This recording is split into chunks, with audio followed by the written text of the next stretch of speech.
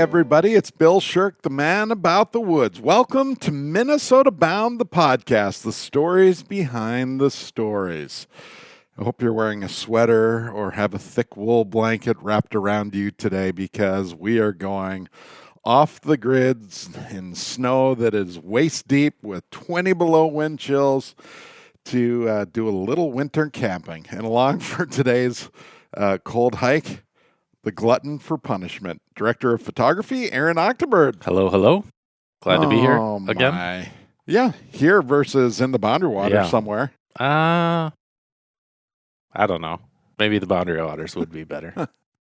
So the reason we're talking about winter camping today, this week's episode of Minnesota Bound talks about an adventure we had off in the Boundary Waters into a little-known lake called Partridge.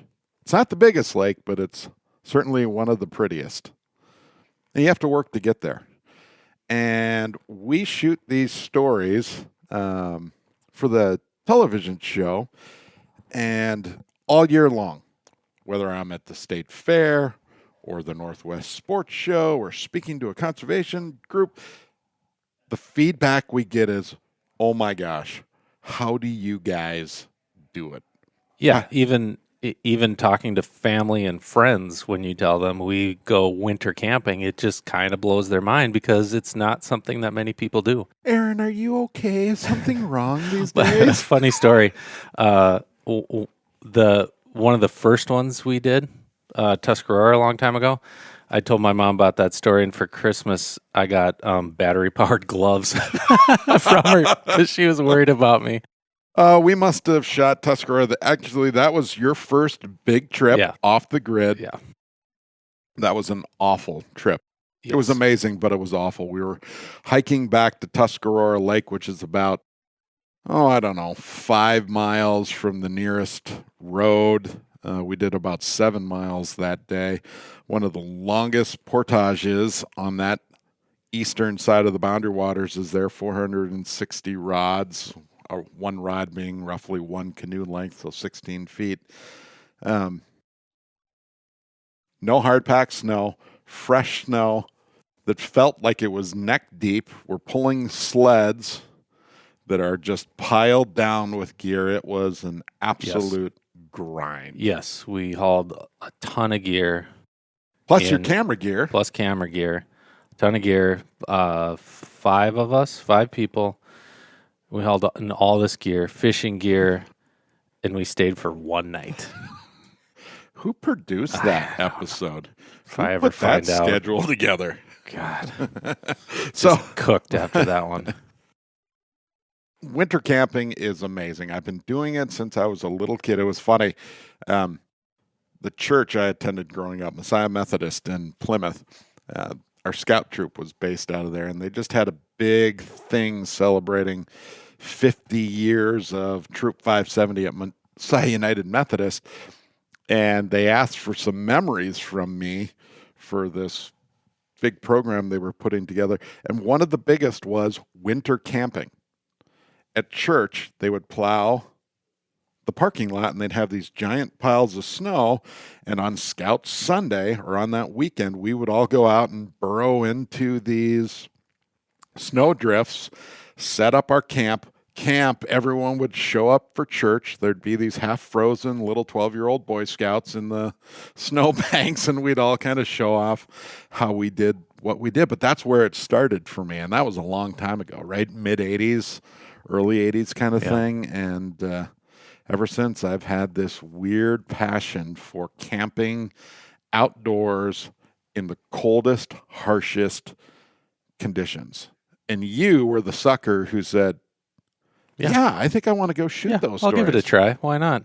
And you keep coming back. Yeah. Well, there's different quotes and different sayings, but a true adventure always includes a little bit of suffering. So if you want to have some adventure, like I like to go backpacking, always is a little bit of suffering. That's kind of winter camping. It's, if you want a real adventure, you got to get out there and be open to a little suffering, I guess. So here in Minnesota, upper Midwest, obviously on the border of Canada, you've got this thing called the Boundary Waters. It is pure wilderness.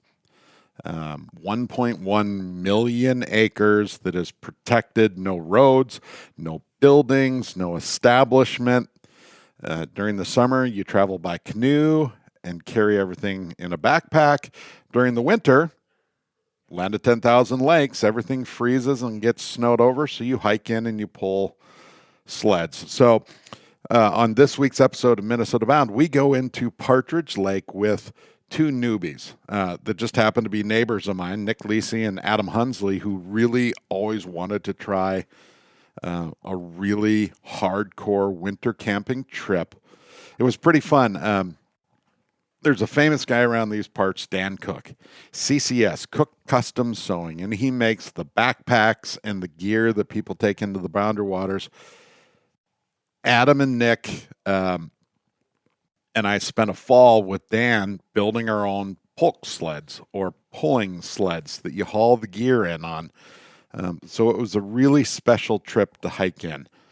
And I don't know, the hike that day must have been 3 to 4 miles. Yeah, I was trying to remember too. I can't remember. It was far enough, but it wasn't like, oh my God, I'm done with this. It was a decent distance, but yeah, probably like 3-4 miles, something like that. And what I remember about that day is they had asked for snow to fall, temperate weather, where we wouldn't freeze our tails off, but they wanted the experience. And as we were pulling gear in, I'm on backcountry skis that I love. They grip the snow, but you can glide. Sled averages with gear on it 100 to 120 or 30 pounds. And I remember thinking as we walked in, these are some of the best conditions you can possibly have. There was no slush on the lakes, which is crippling. The snow was not deep and treacherous. It was just beautiful. And I remember looking at those guys saying, you haven't made, this is unbelievable. All the while, they're kind of pushing their way in. Now, you're the guy who's got to shoot these stories. Mm-hmm. Yes. Tremendously difficult. And I can't totally relate, right? Because I've got the easy end. I just have to do my thing and you pull out a camera. How do you do it? How do you do it? Well, obviously with battery heated gloves. Yes, with battery heated gloves. It's just like you just start breaking it down like any other story, and it just takes a little bit more focus and organization. So you get gearing up at the truck, and then everybody's ready to go, and you're the last one, or I'm the last one to be ready to go because I've got my camera out, I'm filming everyone, gearing up, hooking up the sleds, talking, excitement. All right, let's go.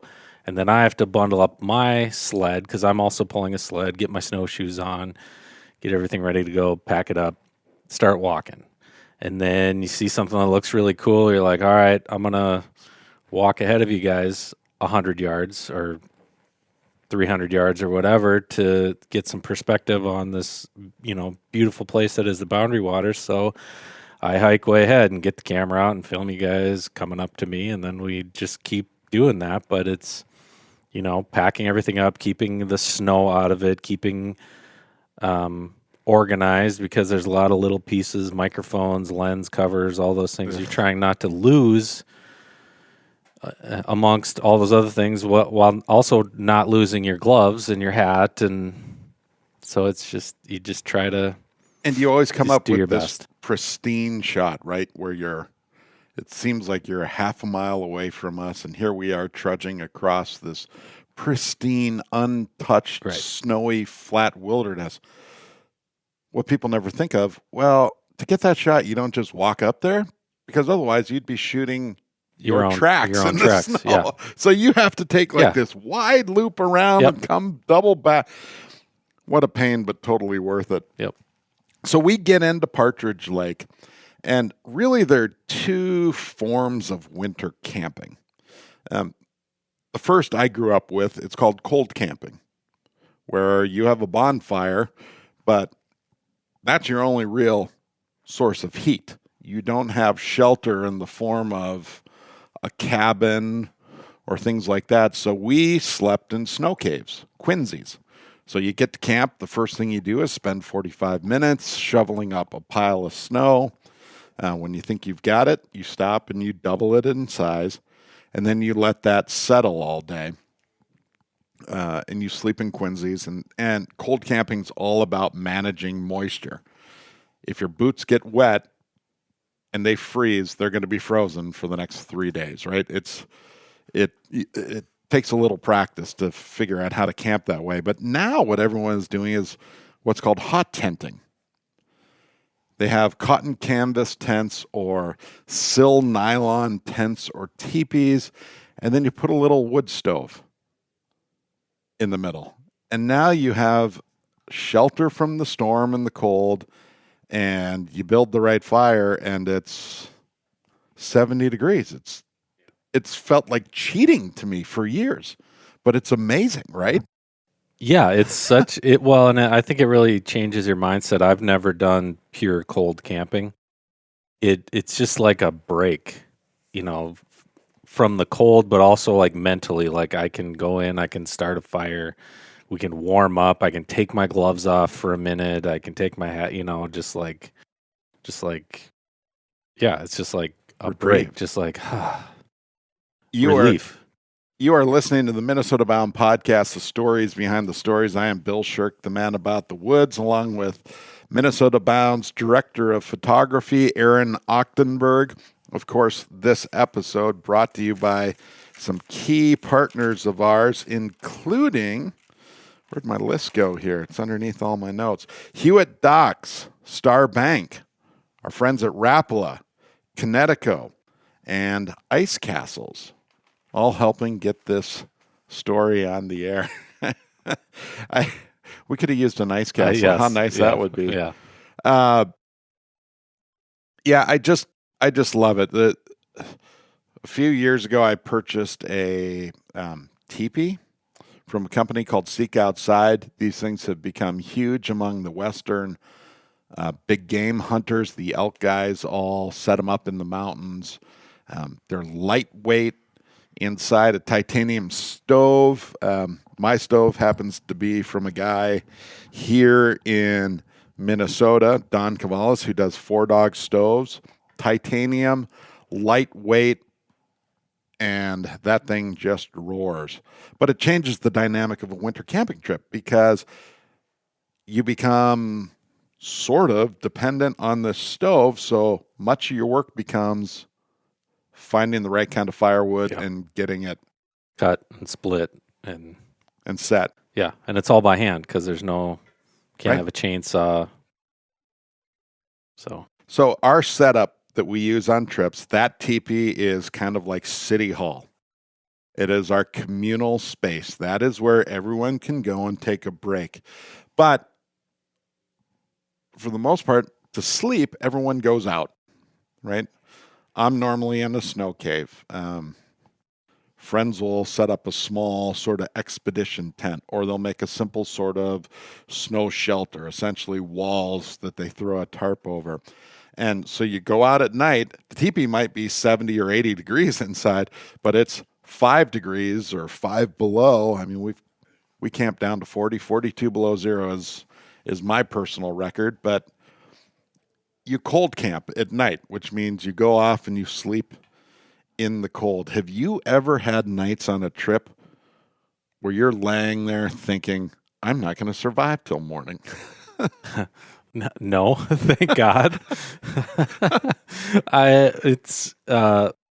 Fortunately, all my winter camping experiences have been with you, someone who's done it many times. So you've coached me on how to stay comfortable and how to survive and not get to that point where you're a little freaked out. So, bringing the right sleeping bags, couple of sleeping bags, always either sleeping without clothes on or putting on fresh clothes to sleep, like a fresh set of long johns, because even though you might not feel like you're sweating, your body is always producing some moisture. So if you wear the same long johns for 2 days and then you sleep in them, it's going to cool you down because there is going to be moisture in those long johns. So I'll have a set of day long johns that I wear all day, and then I will switch over to a fresh set for sleeping.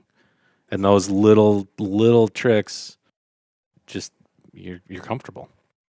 It's funny. We were taught way back in the day, and it's always been my mantra, pints of moisture in your clothes after a day, especially after working. Now, materials have changed a lot, right? Tremendously. Where they expel moisture away from your body and dissolve it back into the air. But the old rule of thumb used to be a pint or two. That's crazy.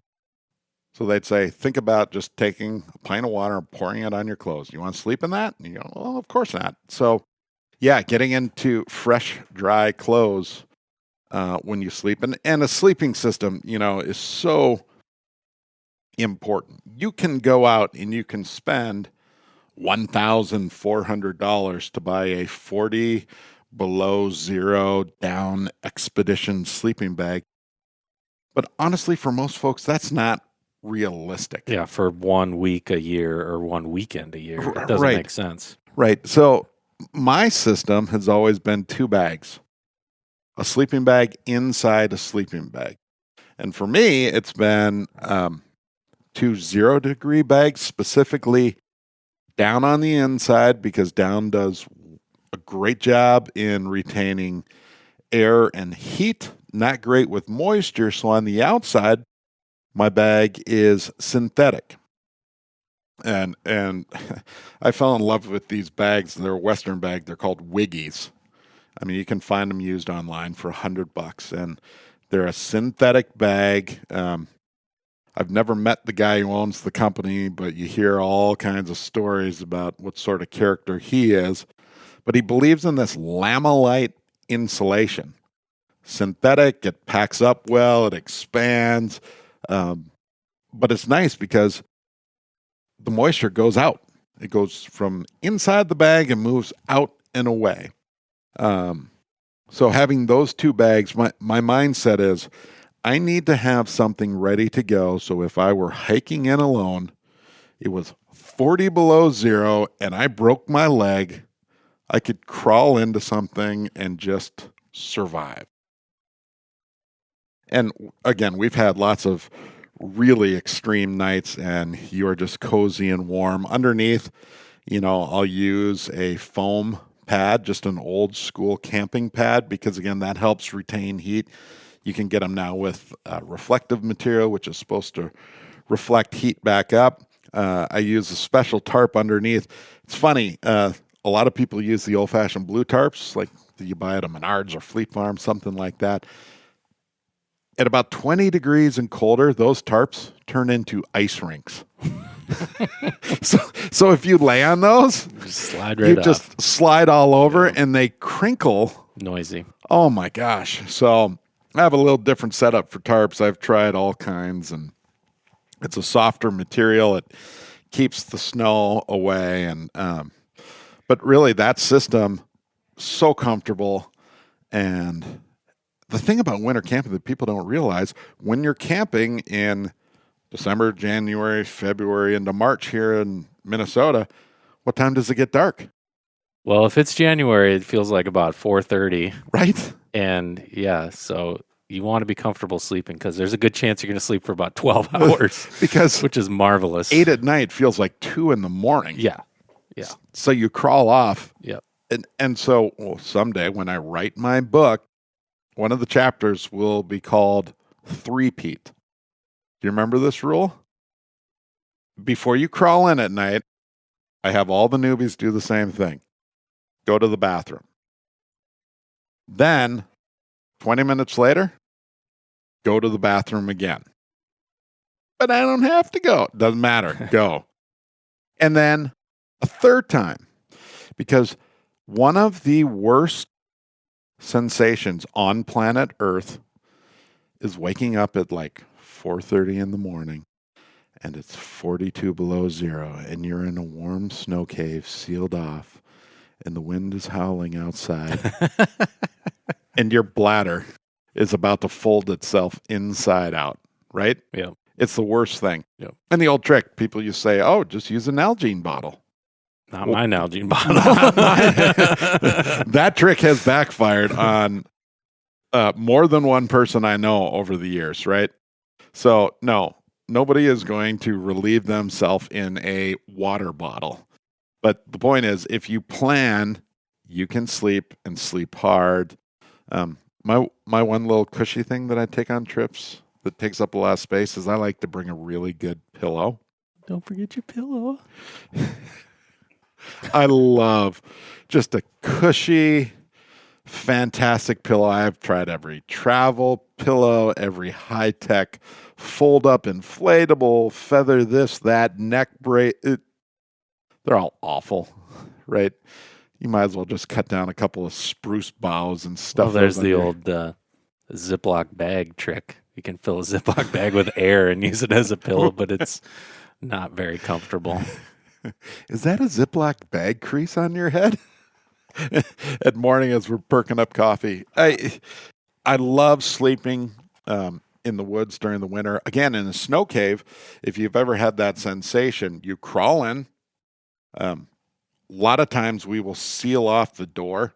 No, you don't suffocate. It's an age-old debate, but snow breathes, or you can poke holes, or they're just... Well, and you're never going to seal it up that well either. I mean, it's not like we pack it with a foot of snow. You just cover it up. As kids, we used to shovel ourselves in. Every night, one camper would be the guy who had to shovel everyone in. So you'd lay the sled over the entrance and then shovel snow.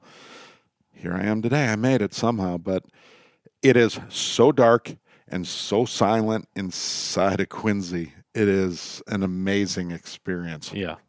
And we've talked a lot about all the technical stuff and what to bring and where you go, but like the magic of winter camping is that feeling of being totally protected from the elements in a pile of snow. Right. And crawling in and being warm and being comfortable and just, I know you like to bring a candle or two to light in there, and you should never sleep with candles burning. But thanks, Dad. But to have one because a single candle inside of a white dome, it just lights it up. Yep. It gives this little bit of heat that I swear you can feel, even though it's just a little tea light candle, and it's magic. And then you blow the candle out, you go to sleep, and it's so, like you said, so dark and so quiet. If it's a cloudy night, I mean, I remember that trip, sleeping in there and waking up, and you put your hand in front of your face, and you could close your eyes or open your eyes, and you couldn't tell the difference if your eyes were open or closed. It's that dark. Pure black. It's crazy. But the magic of winter camping, the falling snow, the silence of the woods, the stars in the boundary waters, catching fish. It's something else. Yeah, it is something else. And what you see with people who try it for the first time, who are properly geared up and have the right knowledge, about day 2 of the trip, you look at them and it's 15 degrees, the wind's blowing a little bit, and they're walking around in a light fleece coat. And you say, see, it happened. Your mindset changes and you adapt and you become comfortable. You don't have to have restaurants. You don't have to have, electrical heaters and light bulbs and all the stuff. You just live simply. And time slows down. Yeah. Yeah, that adapting to the cold is amazing. When you're gearing up for these trips and I walk my dog and it's 10 degrees in the morning and I'm like, oh my God, I'm going to die on this upcoming trip. Right. How am I going to, I don't want to be outside for more than 15 minutes. How am I going to be outside for 3 days? But yeah, you get there and then you adjust to the cold and you get comfortable. And then once you get home, you're like, why is it so hot in the house? It said it's 62. I'm burning up. I'm dying. I always feel bad too, because on all those stories you see on Minnesota Bound, of course, when you see me going to bed and blowing out the candle at night, somebody is taking that video. Who could it be? That would be me.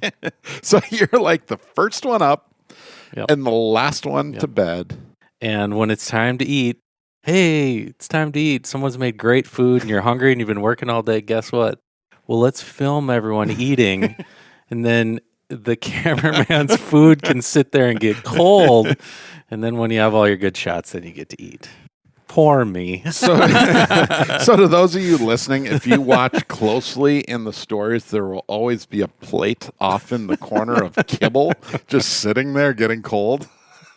Now you know who that belongs to. My cold kibble. Oh my gosh. Well, we just shot this week a story that we will air at some other point in Glendalough State Park up in northern Minnesota. They have yurts. So you hike out. So it's winter camping without winter camping. Big wood stove, bunk beds, tables. They have firewood there for you? Yes, free. All the firewood for the yurts is on the house, so burn as much as you like. But it's a great way for people to try the game without having to go off the deep end, right? Yep. And you are only 2 miles from the vehicle. The hike in or the ski in is about 2 miles. So you've got your safety net. You can get back out. But winter camping is a special thing. If you've never tried it, you need to. Don't be afraid of it. And Minnesota is filled with experts. I mean, you talk about the guy who made your sled from Minnesota, the guy who made your stove from Minnesota. Yeah. There's great people here who know a lot. There's great gear made here in Minnesota. So, find somebody to mentor you, find somebody who will take you out and teach you the ropes a little bit. I wouldn't recommend going solo on your first winter camping trip, but there's tons of people, and winter camping people, there's not a lot of them, so they're always looking for some friends to take out. Somebody to talk to. Yeah, so if you want to do it, there are people who will take you. Even online, social groups, traditional winter camping, pokesled.com, all these spots where people can get knowledge. So it's a fun game, and it makes winter go just a little bit faster. And if you want to experience it without leaving the comfort of your Barca-lounger next to the fireplace, dial up Minnesota Bound this week. Of course, the show airs on KARE 11 here in the Twin Cities. Otherwise, check out the Minnesota Bound YouTube channel and just look up Partridge Lake, and the episode is there. Thank you so much for all the work that you do, Aaron. You're welcome. Winter camping has always been so dear to my heart, and the fact that we get to share it with so many people, and like I said earlier, have so many people talk about the stories. And I'm not talking a dozen or 2 dozen. I'll bet you in a year, 100 or more people will inquire, how did you do that? Or what do you use for this? And so that sort of tells you that people are interested. They're curious. All right. It's time to pack. We have a winter camping trip coming up. I'll talk to you about it once we get done with the podcast. Thanks, everybody, for listening to the Minnesota Bound podcast, the stories behind the stories. Advice for today, don't ever pee in an Nalgene bottle, please. It doesn't matter. It always backfires, and it doesn't matter what color the bottle is. You cannot tell what is in there. Don't do it. Just skip it, please. Just go before you crawl into your sleeping bag. Thrice. Thrice. Try times. Again, thanks to our sponsors who help make this podcast happen. Our good friends at Rapala, Connecticut Water, Ice Castles, Starbank, and Hewitt Docks. That's the podcast. We'll be back next week. Thanks for listening.